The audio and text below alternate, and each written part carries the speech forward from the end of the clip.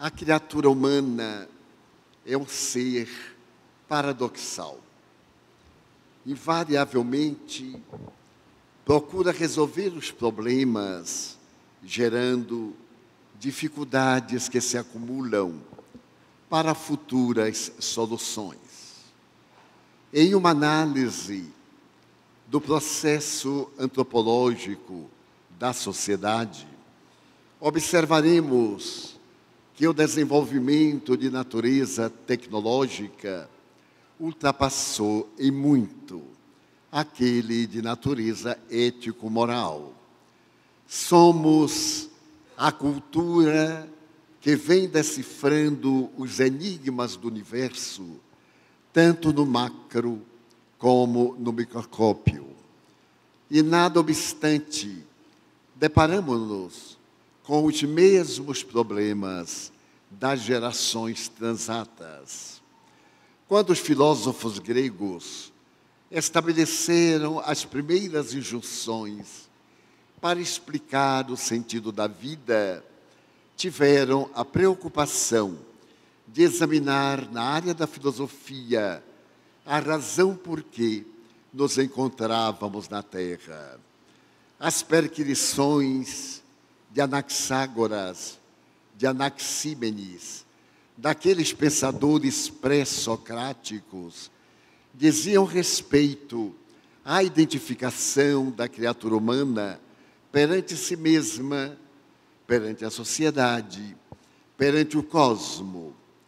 E aquelas interrogações, à medida que os séculos se avolumaram, foram superadas, graças aos grandes empenhos da inteligência. Nada obstante, se nós observarmos as lutas troanescas que fizeram parte das civilizações pré-cristãs e pós-cristãs, não há nenhuma diferença para podermos notar, senão a ferocidade da criatura humana, nesse domínio do ego sobre as manifestações mais vastas do seu self. E, por decorrência, encontramos-nos na atualidade com os mesmos conflitos das gerações transatas. Iremos fazer um exame perfunctório, sem dúvida, a respeito do nosso comportamento em relação à vida. E me utilizarei de uma experiência pessoal e também de fatos que mais tarde pude comprovar através da pesquisa.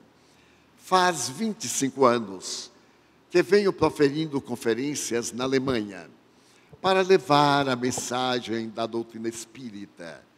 Tivemos a oportunidade de encontrar excelente recepção da mentalidade germânica para a doutrina lógica, a razão, para os princípios básicos do espiritismo, que se fundamentam na ciência do cotidiano. No entanto, aproximadamente faz 10 anos, algo de inusitado nos aconteceu. Estávamos em Frankfurt, onde houvéramos fundado uma instituição, a qual visitamos, neste largo período, uma vez por ano. E naquela oportunidade, os amigos espíritas de Frankfurt lograram conseguir da municipalidade um auditório especial. A mentalidade germânica de então, muito larga e nobre, havia transformado antigas casas que pertenceram ao nazismo, edifícios onde foram celebrados atos de muita relevância em patrimônio nacional. Os confrades conseguiram um auditório que havia sido renovado, mas onde anteriormente, após a guerra, funcionara um dos grandes tribunais para julgar os crimes de genocídio, as tragédias aplicadas pelo nazismo. Naquele recinto, vários exames, vários tribunais reuniram-se para punir os diretores de campos de extermínio, de instituições de massacre e outras equivalentes. Mas eu ignorava, sabia apenas que era uma concessão do governo da nobre cidade de Frankfurt. Estava no auge da conferência, quando então algo muito curioso me aconteceu. Uma das entidades espirituais presente, então acercou-se-me e pediu-me que observasse o ambiente. À medida em que outro espírito amigo prosseguia na dissertação do tema, o meu consciente participava numa outra área de um acontecimento muito singular. Irei resumir o acontecimento para as nossas reflexões. Na década 1930-1940, em uma pequena cidade da Polônia, morava um admirável sacerdote místico pertencente ao judaísmo. Rabino, ele mantinha os hábitos ancestrais do seu povo. Homem nobre, já sexagenário, vivia da obrigação para com as leis de Deus. Mas entre a sua residência e a sinagoga, que ficava a menos de 300 metros, ele deveria fazer o percurso a pé, já que o Shabá, o sábado, é preservado totalmente ao repouso. Curiosamente, nesse percurso que ele fazia, passava por uma propriedade que pertencia a uma família alemã. E ele, sabendo de que aqueles que eram nacionais, os poloneses, eram detestados pelos alemães, porque a Polônia é um país mártir no coração da Europa. Desde recuadas épocas, sempre ha sido sujeita à escravidão, ora da Rússia, ora da Boêmia, mais tarde da Alemanha, de outros povos. E naquele período, ela havia adquirido a sua liberdade, mas as terras abençoadas de Chopin ainda estavam muito divididas em verdadeiros blocos linguísticos. Ali, portanto, na Polônia, havia uma parte grandiosa da Alemanha que hostilizava francamente o polonês. Mais tarde, quando chega a doutrina nazista, Adolf Hitler considerava o judeu uma sub-raça, mas o judeu polonês menos do que um cerdo, do que um porco. E o sacerdote sabia, mas a sua alma canora, adaptada a adorar Deus, procurava esquecer as diferenças raciais. E diariamente, nos sábados, quando ele passava na gleba de terra em que estava um jovem alemão, ele tentava quebrar o aço da idiosincrasia, dizendo com muita amabilidade: Guten Morgen, Herr Müller. Bom dia, senhor Müller. O jovem, de torso nu, trabalhando no solo, olhava para ele com desdém e não respondia. Mas o velho sacerdote realizava o seu culto, voltava a casa e no próximo sábado, lá ia ele, tradicional, com a sua indumentária negra, o chapéu que caracterizava seu respeito a Deus, e vendo o jovem alemão, ele dizia mais alto: Guten Morgen, Herr Müller. O sacerdote olhava-o com desprezo, ou melhor, o jovem olhava-o com desprezo, porque além de ele ser judeu, era um judeu polonês, e naturalmente aquele jovem, educado dentro do pensamento germânico de uma raça superior, não se dignava sequer em dar-lhe uma resposta hostil. Limitava-se a escarnecê-lo, escarrava de lado. Passaram os anos, veio a noite dos cristais. 1939, a Rússia invadiu a Polônia pelo norte. no dia 1º do mesmo mês de setembro, os alemães invadiram a Polônia pelo sul. Logo depois, a Hungria, a República Tcheca, a Eslováquia e estourou a Segunda Guerra Mundial. Os estrategistas militares haviam estabelecido que a humanidade não mais entraria em guerra, porque a Primeira Grande Guerra foi tão cruel, as atrocidades foram tão perversas, que se acreditou que a humanidade aprendeu a lição da fraternidade e nunca mais haveria guerra. Lê do engano, porque a Segunda Guerra Mundial foi muito mais cruel e perversa, e ao terminar, a humanidade deixou para o lado quase que tecnicamente a paz. Desde 1945 até esta hora, já houve na Terra mais de 100 guerras.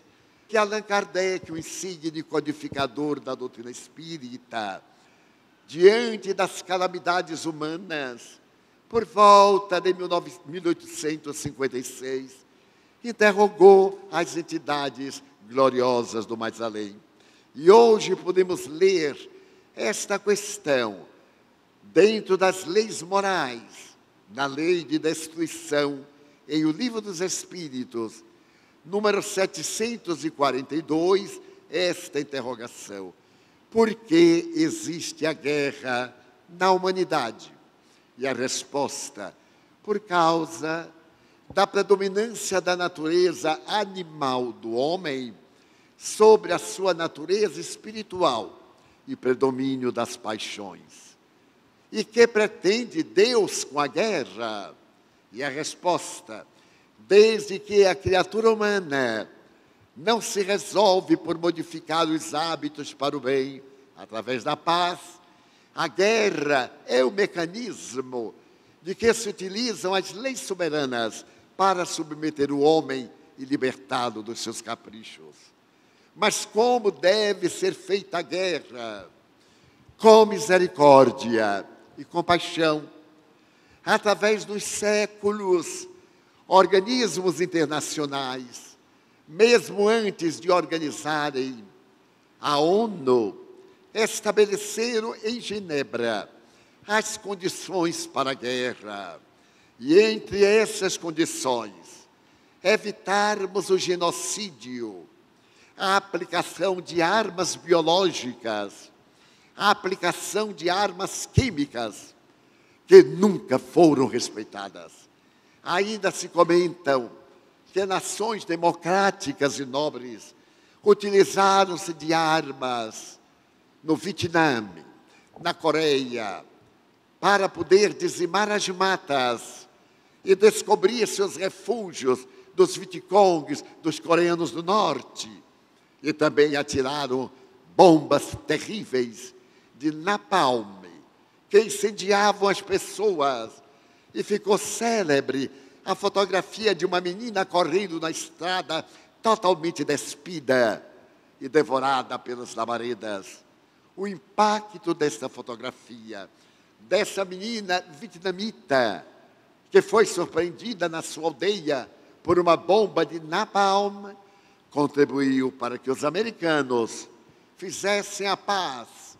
E embora oficialmente seja negado o uso de armas dessa natureza, a imprensa mundial diariamente se refere como, na atualidade, na Síria, o emprego de armas dessa natureza e também algumas biológicas, demonstrando a selvageria da criatura humana e o predomínio da sua natureza animal, do instinto, sobre a natureza espiritual, o self, o eu superior, o espírito, a alma que somos no corpo encarnado. Dessa maneira, quando veio a noite dos cristais, e logo depois a perseguição judia, a humanidade ficaria estarrecida com os programas de extermínio da raça hebreia. Mas não apenas dos hebreus, mas também dos chamados povos inferiores, os povos da Europa Central.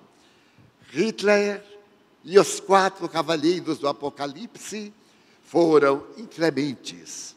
A sua impiedade até hoje serve de espanto. O que nos interessa é que durante a Segunda Guerra Mundial morreram aproximadamente 110 milhões de pessoas. Foi quase na noite de Natal que chegou aquele campo de extermínio cruel que em 5 anos matou 1.100.000 pessoas nas câmaras de gás e nos fornos crematórios. Eram as últimas cargas. A Alemanha estava exausta. Era o ano de 1944. E chegavam os trens para trazerem os últimos judeus dos países conquistados. Na noite fria, tormentosa, desse campo maldito no solo da Polônia, eu estive lá pessoalmente para poder conhecer a crueldade humana e ver o mesmo solo daqueles dias tormentosos, porque foi conservado pelos libertadores russos, americanos, ingleses e franceses. Então, no último trem, saltam os que vão morrer. A neve cai. Os holofotes brilham no campo terrível. E aquele trem já recua. Estão saltando os últimos sobreviventes da Polônia. Lá à frente, defronte da câmara de gás, que de uma vez pega 2.000 pessoas empurradas, tudo é cerrado, para depois abrir-se, dizendo que é para um banho de higiene, abrir-se as torneiras do gás, que mata ratos, porque era muito barato, e que dentro de 10 a 12 minutos matava por asfixia terrível. E saltam as vítimas, e entre elas, aquele judeu, aquele rabino. Ele está cansado, deve estar com 70 anos de idade, a veste rasgada, a barba mal cuidada, o solidéu está esfarrapado, porque ele tem escrito no corpo a letra representativa de judeu, a significação bastarda e odienta. Ele vai marchando, à frente apenas um soldado das tropas de elite, as tropas SS. Ele tem na mão uma batuta, como se fosse reger uma orquestra. O olhar é frio, o semblante é patibular. Uma luz brilha no seu rosto. O mais é neve, são gritos, os horrores do último momento de vida. A fila vai, e ele friamente olha e levanta a batuta para a direita ou para a esquerda. Para a esquerda, a pessoa vai diretamente para a câmara de gás. E o velho judeu sacerdote avança. Ele nota que o homem frio sempre aponta para a esquerda. E a pessoa entra como se fosse tomar um banho, despida, para que todas as pragas e para que todas as formas de pudor desapareçam. E aqueles que vão para a direita, como escreveu com propriedade uma das vítimas do campo de concentração, o extraordinário Viktor Frankl, que se tornou o maior psiquiatra do século XX. Aqueles que vão sobreviver vão estender o braço para a tatuagem do número. E Viktor Frankl irá escrever que esta é a forma de matar a alma. O nome da pessoa é a sua identidade. No campo de concentração não existem pessoas, existem coisas numeradas. Quando se chama o número, é uma coisa. Então não se matam pessoas, matam-se objetos, animais, coisas. A coisificação foi o que mais surpreendeu ao nobre psiquiatra. Ele também foi numerado. E o venerando sacerdote se aproxima. A visão está muito gasta. Mas, de repente, quando ele está a uns 2 metros, naquele lusco-fusco da madrugada de Natal, e o spotlight bate sobre o julgador, ele apura a vista. E, nesse momento, ele chega e olha. E, ao olhar, ele dá um sorriso e diz, ipsis verbis, Guten Morgen, Herr Müller. A voz dele, naquele homem patibular, produz um impacto. Ele move as pálpebras, a mão está no ar com a batuta, para a direita ou para a esquerda. E o sacerdote sorri, como naqueles sábados que ficaram no passado, na década de 1930. Automaticamente, aquele homem frio como a lâmina, move a batuta para o lado direito e Rabino tem a vida salva. Vai para o campo de sobreviventes. Acaba a guerra. Entre abril e maio, acaba a guerra na Europa, em 45. E agora, os que são governantes realizam o julgamento. O julgamento de Nuremberg é famoso. A organização da ONU, o Tribunal de Haia, condena aqueles tremendos destruidores de vida, Goebbels e outros. Alguns suicidam-se na prisão, mas outros sobreviveram e justificaram-se dizendo, nós obedecemos a ordens, e foram todos enforcados. Em Frankfurt, havia um julgamento daqueles homens que nos campos de concentração praticaram as maiores atrocidades. E é nesse momento que naquela sala em que eu estou, eu vejo a cena do julgamento de 1945. Eu observo os uniformes da Gestapo, o orgulho da raça, o desdém, a indiferença, e também aqueles sobreviventes, não somente judeus, alemães, poloneses e etc. E está sendo julgado o senhor Müller.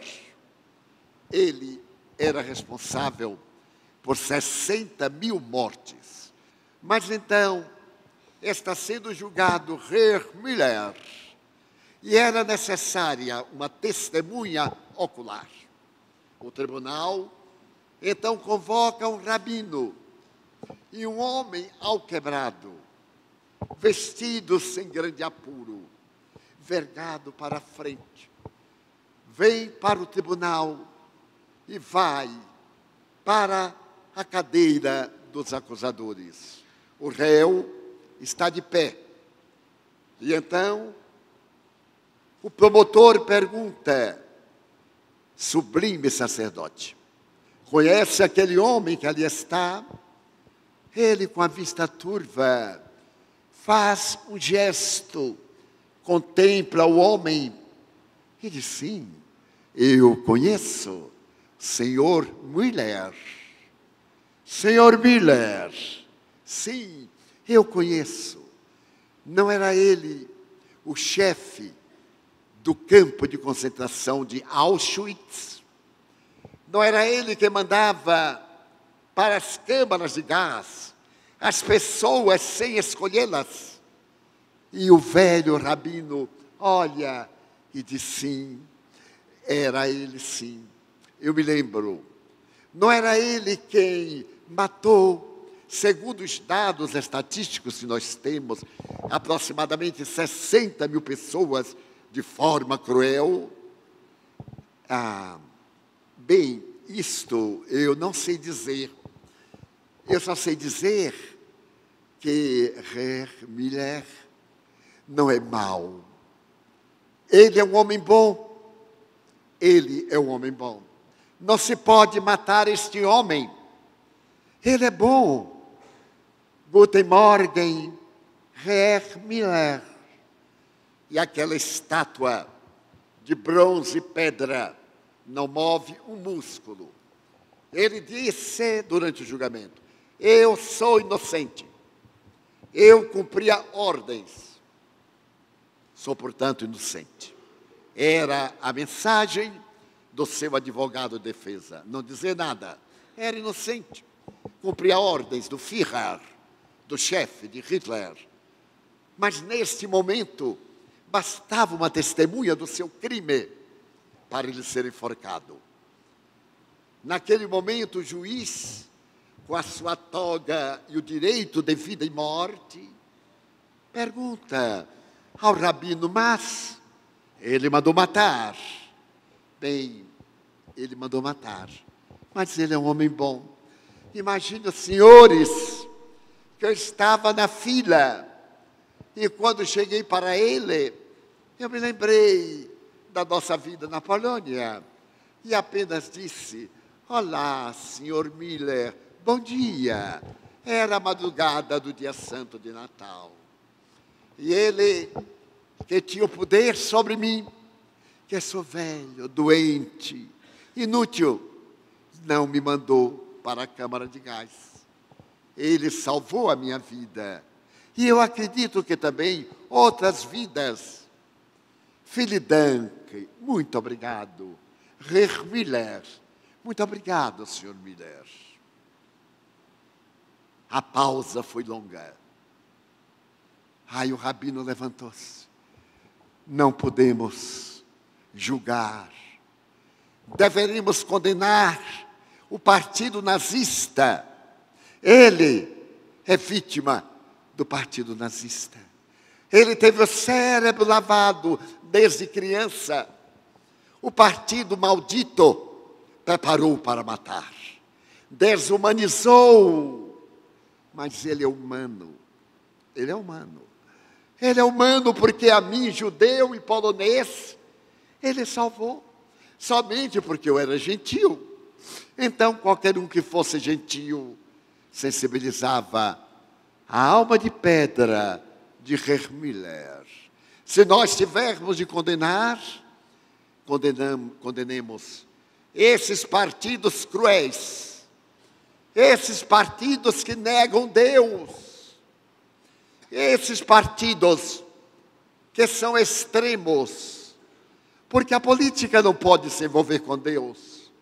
A política de Deus é o amor. Então ele desceu tranquilamente. E quando ele passou, ainda olhou para Herr Miller. Aquele homem insensível estava chorando, talvez, pela primeira vez. As lágrimas corriam. Ele estava erecto. Queria morrer. Porque ele aprendeu no partido que dar a vida pelo Hitler era dar a vida por uma boa causa. Mas diante daquele velho que falava do amor, ele se comoveu. Porque no ímã de toda criatura existe Deus. A chama divina pode ser coberta, mas não apagada. Ela pode deperecer por falta de combustível, mas brilhará sempre porque é a chama do amor. E Herr Miller olhou para ele e disse, entre lábios, Philip Dank, muito obrigado. E foi condenado ao enforcamento.